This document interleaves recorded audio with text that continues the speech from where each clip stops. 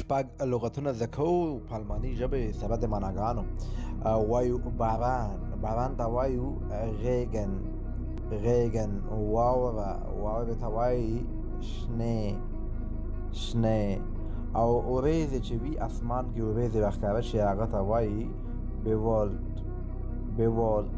او دوستانو کله چې موږ په دې نن سبا ورځو کې د باندې وځو او ډېرې زیاتې لوخړې وي که نه لاره نه ښکاري هغه ته اصل کې فوګ وایي.